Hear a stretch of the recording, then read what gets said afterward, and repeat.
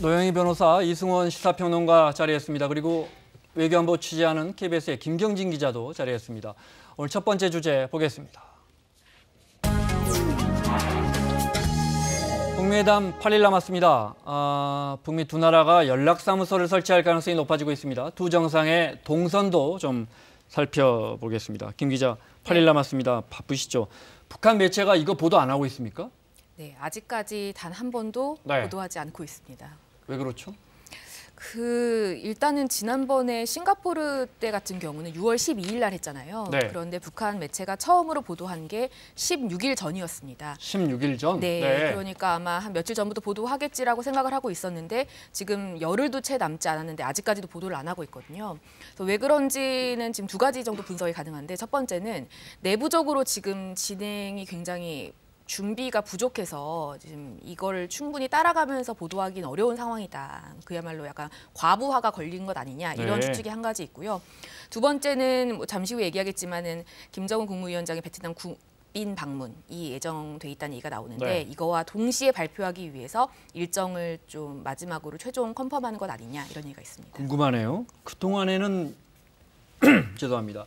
이례적으로 이런 부분에 대해서 굉장히 빨리 보도하고 그랬었는데 지금 말씀하신 국빈 방문은 아직 결정이 안 됐나 보죠? 일각에서는 27일 날 회담인데 25일쯤 김정은 위원장이 하노이 도착해서 베트남 정상과 정상회담할 것이다. 국빈 방문으로. 근데 이건 아직 결정은 안 된 거고요. 네, 저희가 여러 경로를 통해서 열심히 취재를 하고 있는데요. 아직까지 뭐 확답을 받기는 못한 상태입니다. 다만 로이터 통신이 보도하기도 했었는데 이제 27일 정상회담 전 이틀 전쯤에 먼저 도착을 해서 베트남의 응웬 주석과 이제 정상회담을 하고 이제 국빈 방문으로서 뭐 하이퐁이라든지 이런 산업시설도 시찰을 먼저 한번 해보고 하롱베이 같은 관광지도 갈 것이다라는 보도가 나왔는데요. 아직까지 뭐 확실한 정보가 나온 건 아닙니다. 기차로 간단 말이 있었는데 또 아직까지 참매 1호로 간다고 했다가 또 기차로 간다는 말 나오고 아직 이런 것도 확인이 안 되는 거죠. 안 되고 있습니다. 기차로 간다는 얘기는 끊임없이 나오긴 있는데요. 여전히 이제 참매 1호로 갈 것이다라는 관측이 더 높은 상황입니다. 기억하시겠지만 김정은 위원장이 지난해부터 올해 초까지 4차례 중국을 방문하지 않았습니까? 그 가운데 2차례를 참매 1호를 그러니까 본인의 전용기를 이용해서 갔는데요. 그렇기 때문에 여전히 참매 1호를 이용해서 갈 가능성이 가장 높고 일단 거리가 2,750km 정도가 됩니다. 그래서 비행기로 만약 간다면 한 3시간 반 정도 걸리는 시간인데 만약에 기차로 가면 며칠 걸리는 거죠? 그렇죠. 2박 3일이 걸리는 겁니다. 그래서 50시간 얘기 나오고 60시간 얘기 나오고 있는데요. 빨리 가도 50시간이기 때문에 사람이 중간에 조금 쉬어가야 되잖아요. 그래서 현실적으로 따진다면은 25일이 만약에 베트남에서 이제 정상회담을 한다면 미리 앞서서 그렇다면 22일에 출발을 해야 되는데 그러기에는 체력적으로도 그렇고 시기적으로도 그렇고 좀 무리한 일정은 아닌가 이런 관측이 나오고 있습니다. 일각에서 이건 뭐 기자들이 굳이 의미부여 죄송합니다. 의미부여를 하는 것일 수도 있는데 왜 김정은 위원장이 할아버지 김일성 주석 많이 따라간다고 그때 기차 방문했으니까 뭐 그런 모습 연출하려는 거 아니냐 이런 이야기도 나오고. 그렇습니다. 이제 1958년도에 김일성 주석이 베트남을 방문했을 당시에는 평양에서 기차를 타고 중국 광저우로 갔다가 거기서 비행기를 타고 갔거든요.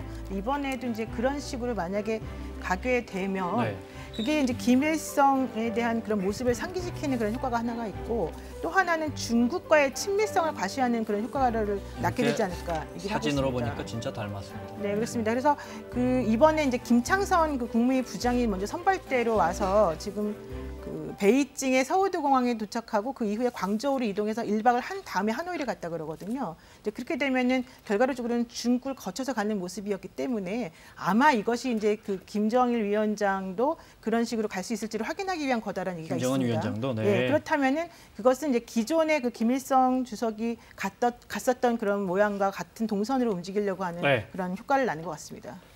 지금 상황에서 보시면 이제 비핵화라는 게 사실 북한 입장에서는 엄청난 결단 아니겠습니까? 그리고 어떻게 보면 그들의 존재 이유이기도 했고 또 외세에 맞서서 우리 어떤 자존심을 지켜주는 하나의 무기다라고 본인들 스스로 이제 선전을 해왔는데 사실 2차 북미 정상회담이라는 것은 그것을 이제 포기하는 과정이 되는 그런 계기지 않습니까? 그래서 만약에 정말 비핵화를 한다면 여전히 그 북한 내부에서도 뭐 군부들이나 뭐 겉으로 표현하지 못하지만 반대하는 세력들이 분명히 있을 테고 또 북한 주민들 사이에서도 비핵화에 대해서 불안해하는 사람도 있고 여전히 그래서 그 김정은 위원장 입장에서는 할아버지, 아버지를 소환해야 되는 그런 상황이기도 합니다. 네. 정치적으로는. 그렇기 때문에 아마 열차로 간다면 그런 부분을 고려해서 가긴 가겠지만 그럼에도 불구하고 조금 가능성은 낮지 않을까 그러니까. 그런 생각이 드네요. 네. 자, 김경진 기자가 동선을 좀 설명해 주실래요? 네. 네. 뭐 어느 호텔에서 머물고 어디서 회담을 하는지 아직 정확하게 나오지 않았지만 얼추 윤곽은 나온 것 같아요. 네. 네, 윤곽이 나올 수밖에 없는 게 네. 실무팀이 지금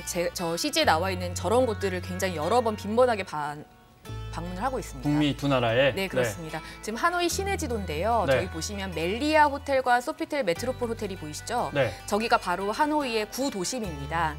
그런데 일단은 현재 가장 유력한 곳은 메트로폴 호텔로 이야기가 되는데 이유가 김창선 국무위원장이 저곳에 3번 이상 방문을 했습니다.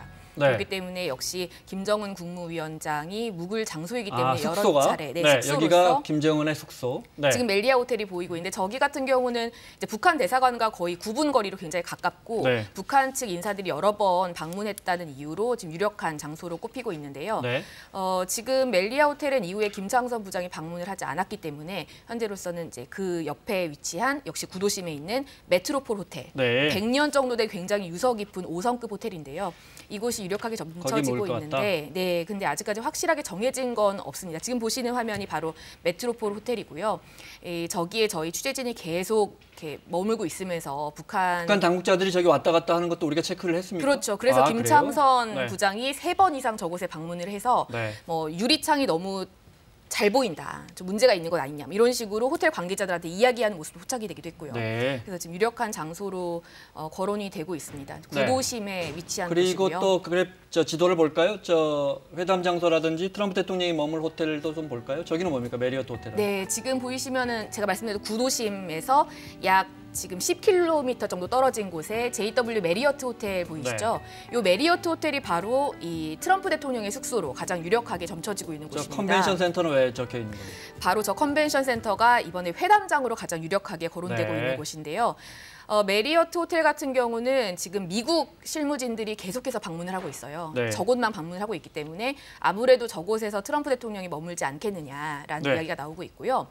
메리어트 호텔 같은 경우는 지난번에 문재인 대통령도 저곳에서 묵었었고요. 네. 오바마 대통령이라든지 시진핑 주석이 묵었던 굉장히 경호라든지 여러 가지 측면에서 잘 갖춰진 호텔이고, 그리고 저 안에서 예전에 에이펙 정상회담도 열렸었고요.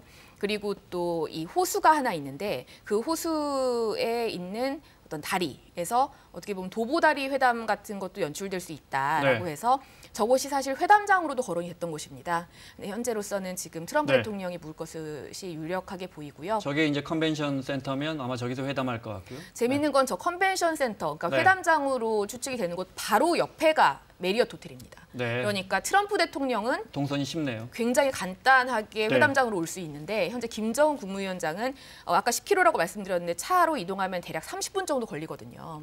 싱가포르 때 같은 경우는 네. 이 숙소를 가운데에 두고 네. 굉장히 위치가 가까웠는데 이번에는 좀 떨어졌다는 게 특징이라고 할 수 있습니다. 그 김창선 부장입니까? 왜 김정은 네. 집사라는 사람이 그 무슨 지역이죠? 저 하노이에서 가까운 지역에 우리 삼성 공장 있는데 왔다 갔다 하면서. 박린성. 네. 네. 그건 의미가 있는 거죠. 의미가 있죠. 왜냐하면 네. 예상되지 못했던 곳이었기 때문인데요. 네. 근데 방금 말씀하셨던 것처럼 삼성전자 인근에 있는 산업단지를 지나갔는데 삼성전자에 들어가진 않았습니다. 그렇기 때문에 네. 삼성전자에 방문할 거다라고 얘기하기는 좀 섣부를 것 같고요. 와도 그 주변에 그 박린성 네네. 주변에 산업단지만 보고 갈 수도 있고. 산업단지가 16개가 있어요. 저기 네. 캐논이라든지 펩시라든지 굉장히 대형 기업들도 많기 때문에 네. 꼭 삼성이 아니더라도 저곳에 방문할 가능성 분명히 있어 보입니다. 만약 우리 입장에서는 김정은 위원장이 정말 회담 마치고 나서 저기 우리 삼성 공장 이런 데 방문해 주면 뭐 대북 제재 풀리고 예를 들어 우리 기업 삼성이 투자하고 하는 그야말로 이제 블루프린트 청사진인데 어떻게 보세요? 지난 너무 앞서가는 겁니까? 아니 저는 뭐 가능성이 충분히 있을 거라고 생각합니다. 다만 시기의 문제일 텐데요. 네. 지난 9월 평양에서 열렸던 남북 정상회담을 한번 상기해 보시면 그때 우리 그 4대 총수들 한꺼번에 다 가지 않았습니까? 네. 특히 북한에서 이재용 당시 부회장에 대해서 많은 관심을 보였다고 합니다.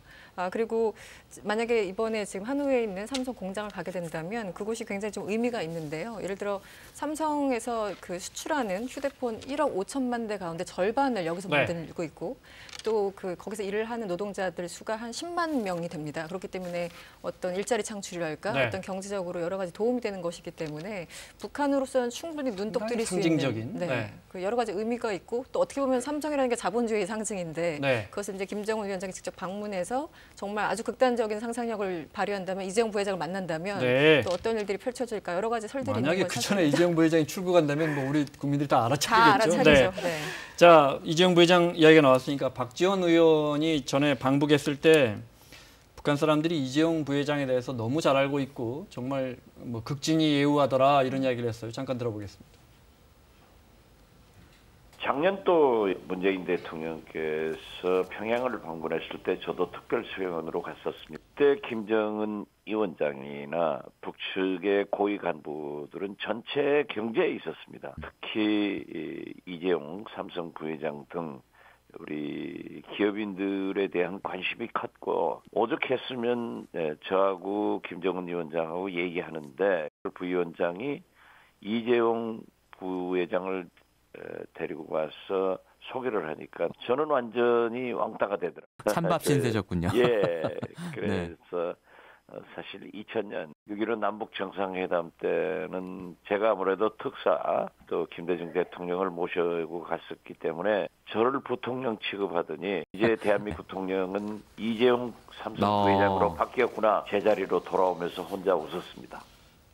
자, 우리 취재팀 몇 가지만 여쭤볼게요. 언제 출발합니까? 우리 특별 취재단은? 지금 이미 10여 명이 가서 취재를 열심히 하고 네. 있고요. 이제 22일, 24일까지 순차적으로 대략 50여 명이 네, 거기 하노이로 뭐 엔지니어랑 다 갔습니다. 포함되어 있는. 네, 그렇습니다. MBC나 다른 데보다 규모가 작다는 보도를 봤는데 제가. 네. 이게 워낙 취재 경쟁이 붙다 보니까 네. 지금 다른 언론사도 굉장히 과열된 양상으로 취재를 보내고 있는데, 근데 사실 KBS 같은 경우는 방송국 중에서 유일하게 베트남 하노이에 지국이 있는 네, 특파원이 상주하는 곳입니다. 네. 그렇기 때문에 뭐 사람 숫자가 중요한 게 아니고요. 네. 공영방송답게 좀 내실 있는 보도를 하는데 중점을 두고 있습니다. 네, 알겠습니다. 지금 보도하면서 뭐 현장의 기자들은 어떻게 취재가 할 만하답니까? 또 북한 측 인사들 접촉이나 이런 건 어떻답니까? 너무 어렵죠. 어렵죠. 소위 네. 말하는 저희 뻗치기라고 하는데요. 만나줄 사람도 없고 안 만나주니까 그야말로 그 건물 앞에서 24시간 버티고 있는 겁니다. 그래서 네. 나오면 붙잡고 물어보는데 북한 사람들이든 미국 사람들이든 절대 말을 안 하죠. 하지만 뭐 들어가고 나가는 것조차도 체크해서 네. 기사로 반영을 하고요. 사실 그리고 북미 간에 있는 일이기 때문에 저희 정부가 아는 것도 없고, 그리고 또 워낙에 취재 경쟁이 심하다 보니까 온갖 오보가 지금 쏟아져 나오고 있어서 네. 얼마나 저희가 깊이 있게 취재를 해서 이 정확한 정보를 보도하느냐가 관건일 것 같습니다. 그럼요. 네, 너무 저 섣부른 보도보다 국민들은 KBS에게 더 정확한 사실을 원하고 기대할 겁니다. CNN이 미국과 북한이 연락관 둔다는 게 연락사무소 둔다는 뜻인 거죠. 네. 네, 그렇게 보도했어요. 어떻게 보세요? 연락사무소를 충분히 상상할 수 있죠. 지난 1월 31일 스탠포드 대학에서 지금 이제 실무 협상 그 총괄자죠. 네. 그 스티브 비건 대북 특별 정책 대표가 31일 스탠포드 대학에서 연설 강연을 하면서 많은 얘기를 쏟아냈습니다. 거의 1시간이 넘는 시간이었는데 이제 그때 사실 이제 전쟁 끝났다. 전쟁을 이런 상태를 더 이상 유지할 필요 없다라면서 여러 가지 얘기가 나왔는데요. 그때 연락사무소를 이제 암시할 수 있는 여러 가지 워딩들이 나왔습니다. 그리고 아마 이제 경제적인 제재, 그러니까 경제라는 카테고리를 벗어나는 게 사실 네. 이제 연락사무소, 뭐 종전 선언, 뭐 이런 것들이 있을 수 경제 있는데요. 제재는 쉽게 못 푸니까. 그렇죠. 네. 그 상징이 있으니까요. 그렇기 때문에 다른 것들을 통해서 뭐 북한의 소위 말하는 신뢰 조치를 취한다던가 이런 네. 식의 어떤 협상은 충분히 가능할 거라 보고요.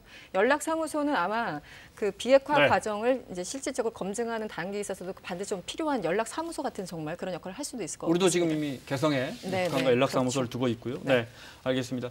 김 기자가 이번 북미 2차 정상회담 관전 포인트라 할까요? 사사건건 시청자들에게 이런 걸 좀 눈여겨보십시오라고 좀 힌트를 주신다면요. 지금 모든 언론들이 스몰딜이냐 빅딜이냐 그야말로 주고받는 거에 대해서만 온갖 관심이 꽂혀 있는데요. 사실 이번에 북미 정상회담을 한다고 하더라도 한 번에 결론나기 굉장히 힘듭니다. 그래서 거기에 매몰되지 않고 네. 이 두 나라가 앞으로 관계 개선을 하기 위해서 어떤 장치를 만들고 지속적인 대화를 할 수 있는 조건을 만드느냐. 사실 여기에 가장 관심을 두고 지켜볼 사안이라고 생각을 합니다. 알겠습니다. 8일 남았죠. 아무쪼록 하노이에서 우리 민족의 미래를 가늠할 만한 좋은 소식 한번 기대해 보겠습니다. 수고했습니다. 자, 이승원 평론가, 노영희 변호사 함께하고 있습니다. 오늘 두 번째 주제 보겠습니다.